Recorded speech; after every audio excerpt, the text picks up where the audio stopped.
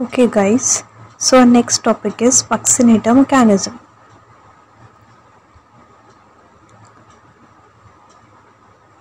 Now introduction. See, muscles are a potential force whether they are rest or in active state. Okay, teeth and supporting structures of the jaw are under the control of adjacent muscles. The balance between the muscles is responsible for the integrity of the dental arches and the relation of teeth to the arch. Okay, see, सबसे पहले क्या muscles जो हैं वो एक potential force होता है, चाहे वो रेस्ट में हो चाहे एक्टिव स्टेट में हो. दूसरा, टीथ और जो आसपास के सपोर्टिंग स्ट्रक्चर्स हैं जॉ के, वो सारे उनके एडजेसेंट मसल्स के कंट्रोल में हैं. थर्ड, एक बैलेंस होना चाहिए between the muscles so that the integrity of dental arches and the relation of teeth to the arch is maintained. Now see, what is buccinator mechanism? So buccinator mechanism is a continuous band of muscles that encircle the dentition. ये क्या है? ये एक continuous band of muscle है जो पूरे dentition को encircle करता है and is firmly anchored at the pharyngeal tubule of the occipital bone. ये कहाँ पे anchored है, कहाँ पे जुड़ा हुआ है? At pharyngeal tubule of occipital bone. Okay. So now what are the parts of buccinator mechanism?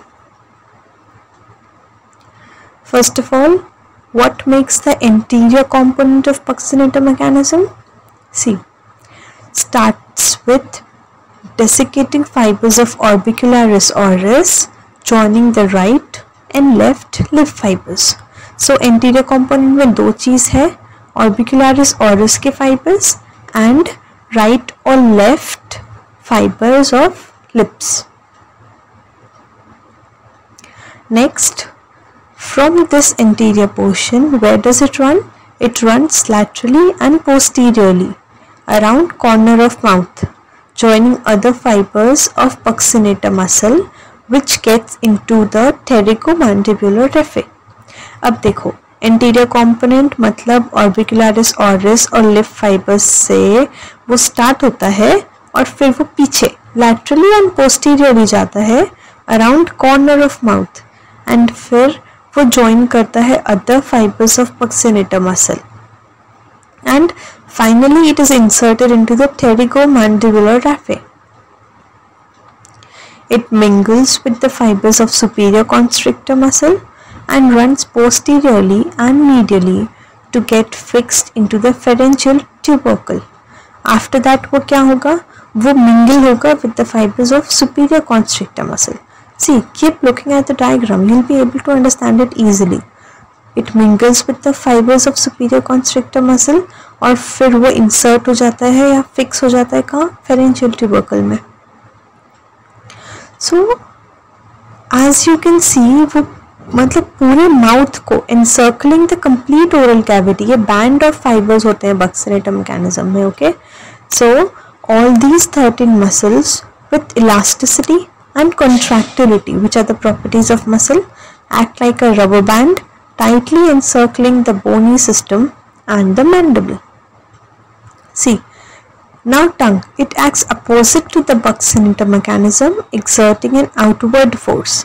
buccinator mechanism से opposite act करता है tongue, जो कि an outward force exert करता है. Now what is the clinical significance of buccinator mechanism?